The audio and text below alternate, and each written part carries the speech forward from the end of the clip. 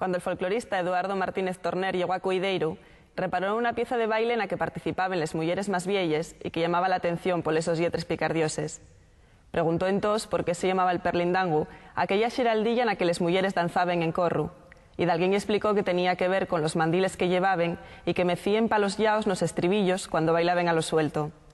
Una curiosidad para el estudioso que anotó en el so cancionero popular de 1920,